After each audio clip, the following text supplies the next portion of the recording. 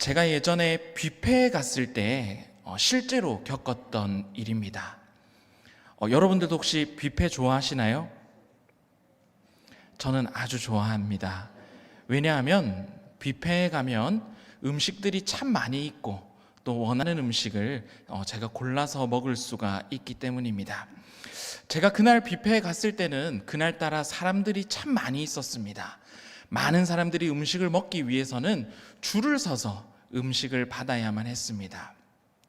그래서 제가 접시를 들고 뷔페 음식을 하나씩 받기 시작했는데, 제가 먹고 싶은 음식은 받고 또 먹고 싶지 않은 음식은 안 받으려고 하고 있었는데, 저의 바로 앞에 서 있는 아주머니께서, 그 아주머니도 음식을 받고 있었는데 저한테 갑자기 이 음식은 받지 말라고 하는 겁니다. 제가 받았을까요? 안 받았을까요? 안 받았습니다. 그렇게 접시를 들고 계속 또 음식을 받고 어떤 음식을 담을까라고 생각하고 있는데, 또 제 앞에 있는 그 아주머니께서 저를 보고 이 음식은 많이 담으라고 이야기를 하는 것입니다. 제가 그 아주머니의 이야기를 들었을까요? 안 들었을까요? 이상했지만 뭔가 이 음식에 대해서 잘 알고 계신 분인 것 같아 그 아주머니의 말대로 그 아주머니가 담으라는 음식을 잔뜩 담았습니다.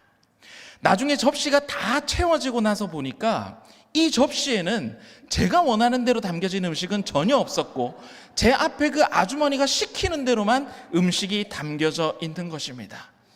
물론 한 번 더 가서 제가 원하는 음식을 받을 수 있었기 때문에 제 자리로 돌아가려고 하고 있을 때 그 아주머니가 뒤를 돌아보며 저에게 이렇게 말씀하셨습니다.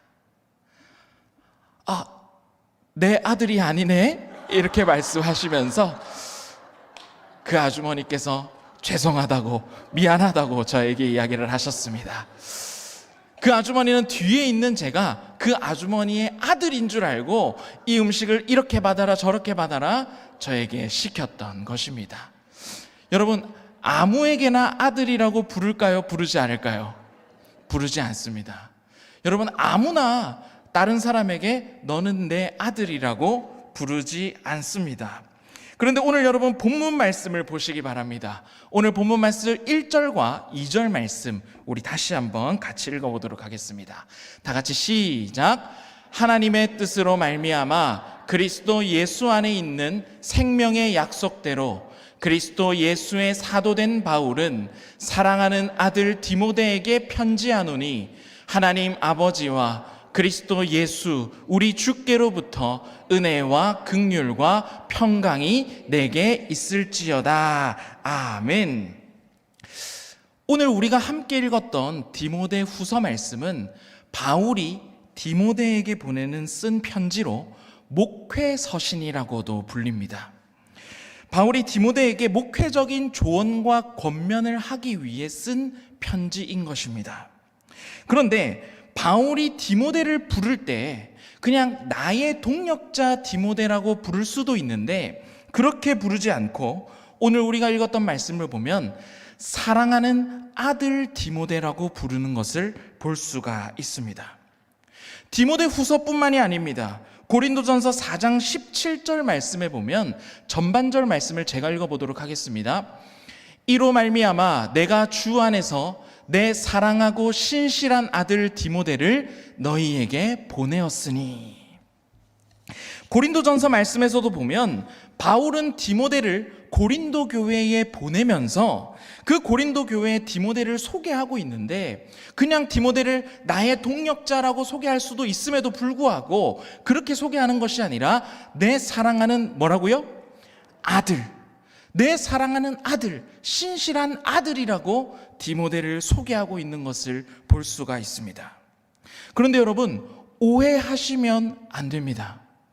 바울의 여러분 실제 아들이 디모데일까요? 아닙니다. 혈연적 관계가 아님에도 불구하고 바울에게 있어서 그만큼 디모데는 자신의 마음을 내어줄 만큼, 하나님의 일을 정말 믿고 맡길 수 있을 만큼 그런 사람이 디모데였다라는 것입니다. 바울에게 있어서는 마치 아들처럼 사랑했으며 특별한 존재였고, 귀히 여김을 받는 존재가 바로 디모데였다라는 겁니다.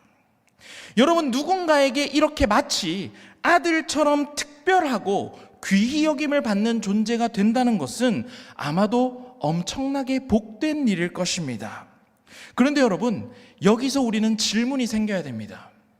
도대체 디모데는 어떠한 조건들을 갖추고 있었기에, 도대체 디모데가 어떤 사람이었기에 바울은 이 디모데를 자신의 아들처럼 여기며 특별하게 여겼을 것인가입니다.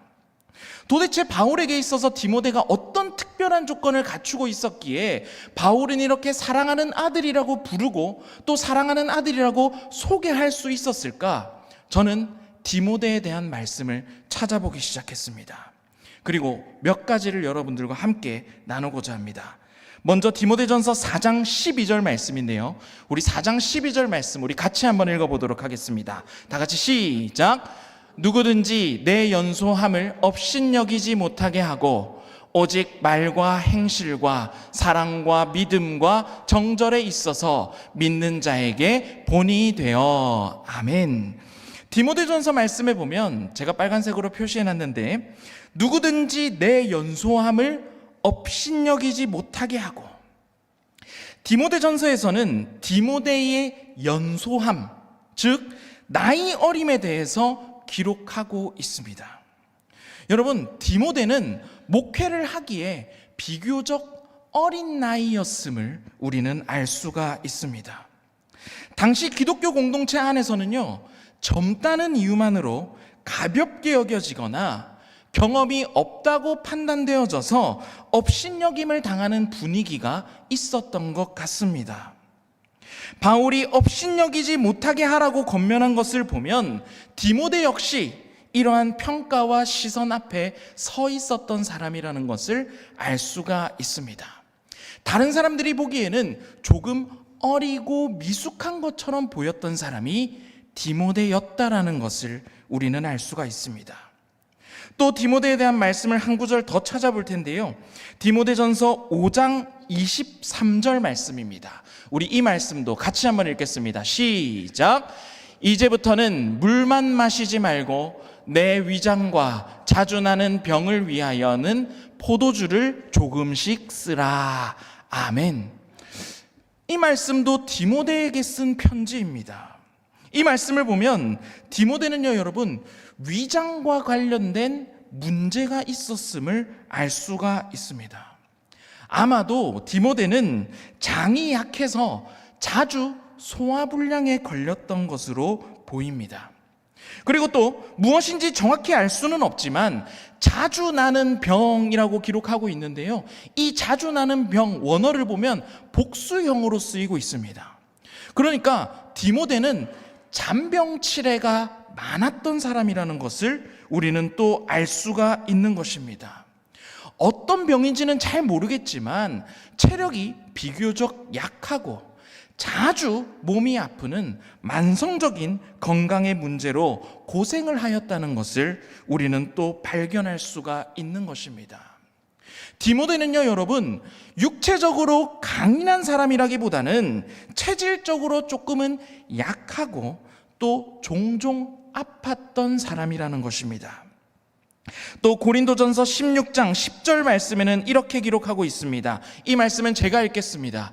디모데가 이르거든 너희는 조심하여 그로 두려움이 없이 너희 가운데 있게 하라. 이는 그도 나와 같이 주의 일에 힘쓰는 자임이라. 아멘. 바울이 또 고린도 교회에 이렇게 당부합니다. 뭐라고 당부하냐면 디모데가 두려움 없이 너희 가운데 있게 하라. 디모데를 보고 두려움 없이 너희 가운데 있게 하라라고 말하는 것은 디모데가 두려움이 많았던 사람이라는 것을 알 수가 있게 하는 것입니다. 낯선 공동체에서 또한 까다로운 상황에서 마음이 위축되는 상황을 디모데가 자주 겪었었다라는 것입니다. 그래서 바울은 디모데를 향하여 자주 두려워하지 말라, 담대하라라고 권면하기도 했습니다. 고린도전서 말씀을 보면 또 디모데는 대범하고 강한 성격을 가지고 있기보다는 조심스럽고 유약하고 때로는 주눅이 쉽게 드는 성격을 가진 인물이라는 것을 우리는 알 수 있게 됩니다. 정리해 보겠습니다. 여러분, 디모데는 바울의 사역을 도운 귀한 동력자였습니다. 바울로부터 사랑하는 아들이라고 불릴 만큼 바울에게 있어서는 특별한 사람이었습니다. 그런데 그러한 디모데가 가지고 있는 조건들을 살펴보니까 우리가 꼭 기억해야 될 디모데의 모습이 있는데, 나이가 비교적 어려서 경험과 연륜이 부족하다는 사람들의 시선 앞에 서 있었던 것이 디모데였고, 육체적으로 강인하기보다는 체질적으로 약하며 잦은 병에 시달렸던 것이 디모데였고, 또 성격적으로는 대범한 사람이라기보다는 조심스럽고 마음이 위축되기 쉬운 연약함을 가진 인물이 디모데라는 것을 우리는 알 수가 있습니다. 그런데 이렇게 말씀을 찬찬히 살펴보면서 디모데가 어떤 사람인지 살펴볼 때 그 디모데의 모습 속에서 여러분, 누구의 모습이 보이기 시작했냐면 바로 제 모습이 보이기 시작했습니다. 그리고 우리의 모습이 보이기 시작했습니다. 여러분, 우리도 마찬가지입니다. 우리도 하나님의 일을 감당하기에는 우리의 경험과 연륜이 늘 충분하지는 않습니다. 지혜도 부족하고 때로는 판단력이 흐려지기도 합니다. 부족함과 연약함과 결핍을 안고 살아가면서도 하나님의 맡겨주신 그 일을 감당해야 하는 것이 우리의 모습인 것입니다. 여러분, 건강은 어떻습니까? 육체적으로 아무 문제 없이 늘 건강하십니까? 그렇지 않습니다. 때론 우리도 건강의 한계로, 체력적인 한계로 하나님의 일을 감당하기에 버겁기도 하고 지칠 때도 있다라는 것입니다. 또 성격은 어떻습니까? 여러분, 늘 담대하게 두려움 없이 살아가십니까? 우리도 디모데처럼 하나님 맡기신 그 일 가운데 두려움에 떨기도 하는 것이 우리의 모습인 것입니다. 사람들의 시선과 결과가 걱정되기도 하고 실수할까 봐 염려하기도 하면서 살아가는 것이 저와 여러분의 모습인 것입니다. 그리고 그 디모데의 모습과 우리의 모습이 참 닮아 있는 것입니다.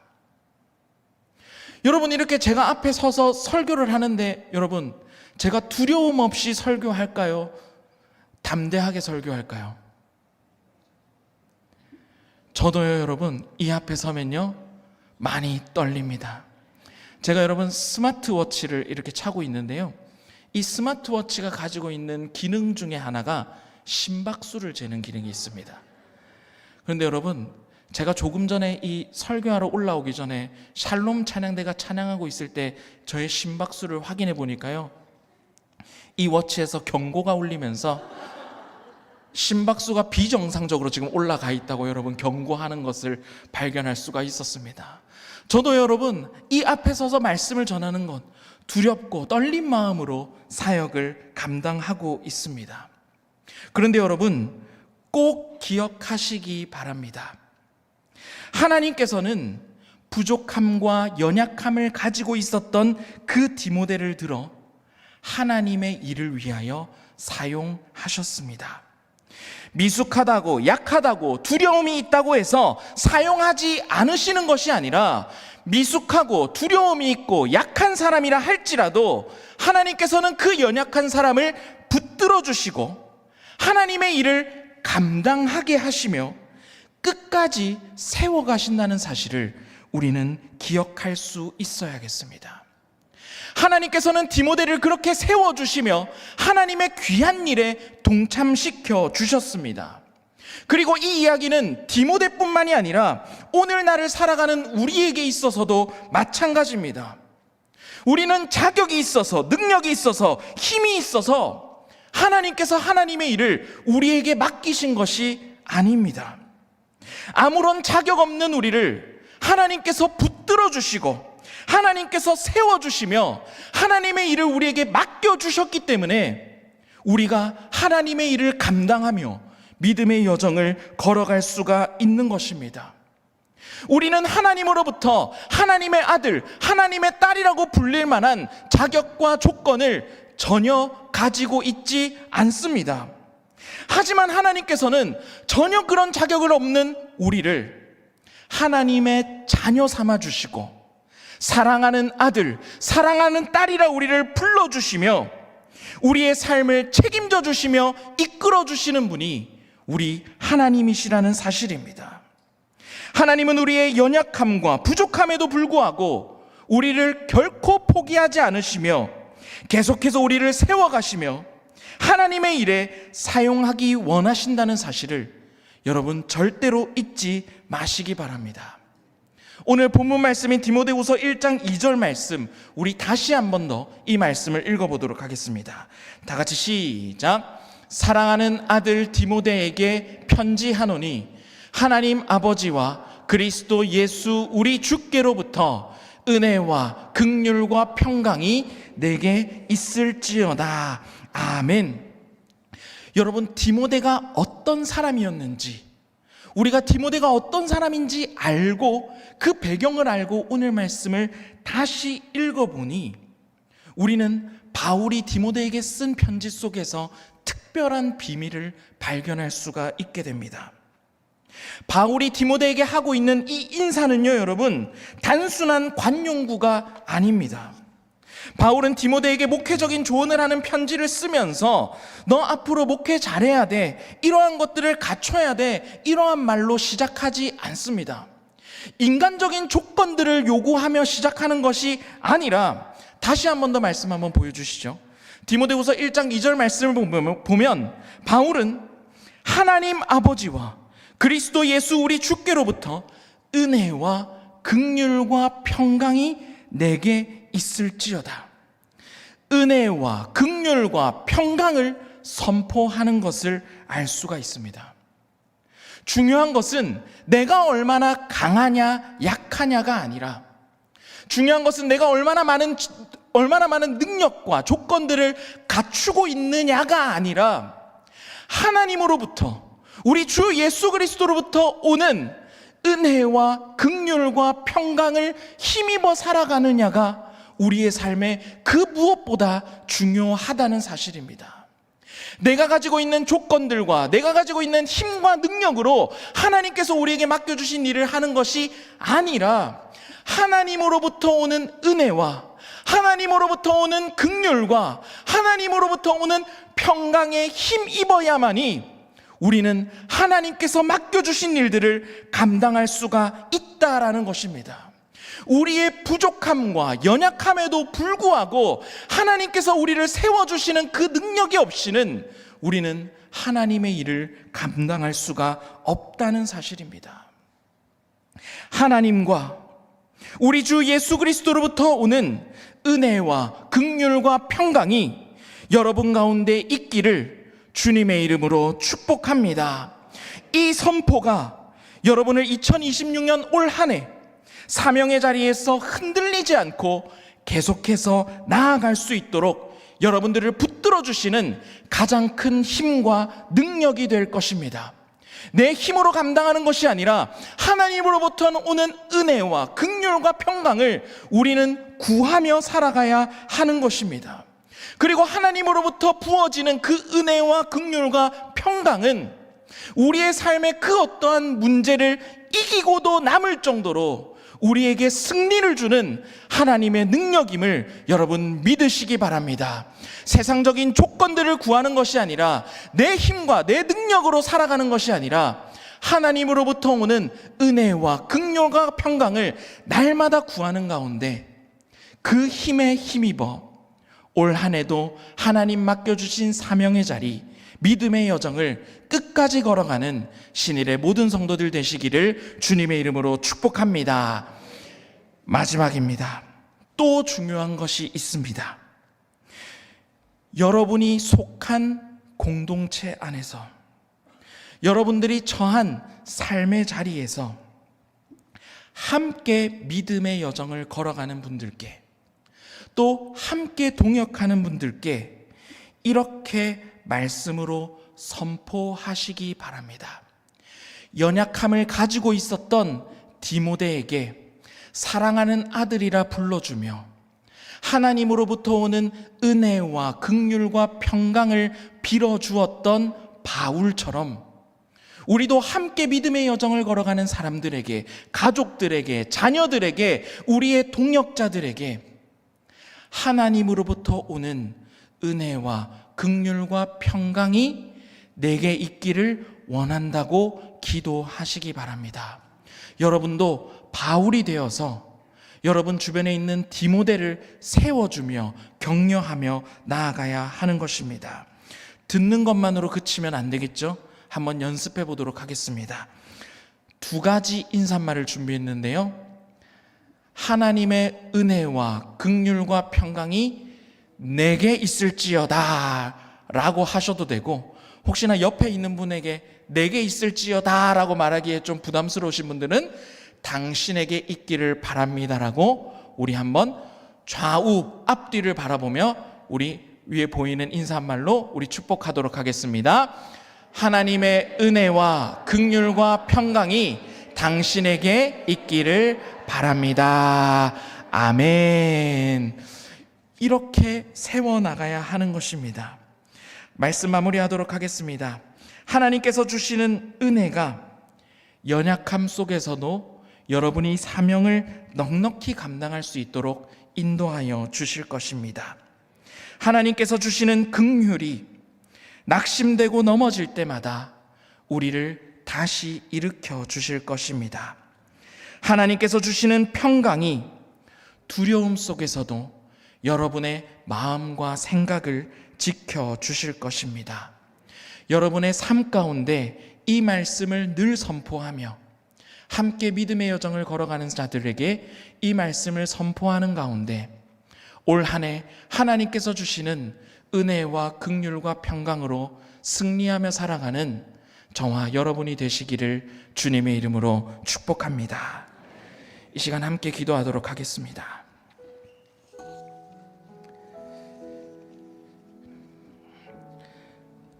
하나님,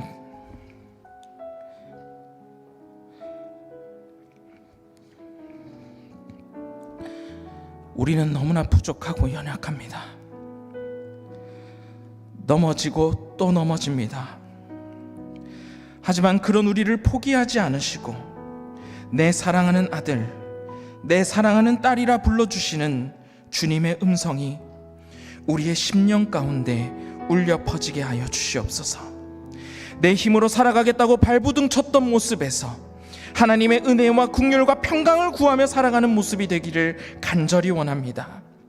하나님 주시는 은혜 없이는, 하나님 부어주시는 긍휼 없이는, 하나님 우리의 삶 가운데 주어지는 평강 없이는 단 한순간도 살아갈 수 없사오니 내 삶의 모든 절망과 어두움을 이기고도 남을 수 있는 주님의 붙드심으로, 주님의 능력으로 내 삶을 다시 일으켜 세워주시고 세워주시옵소서.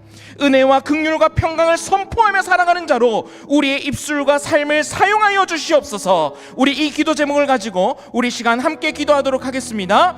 주여 믿습니다. 주여 믿습니다. 주여 믿습니다.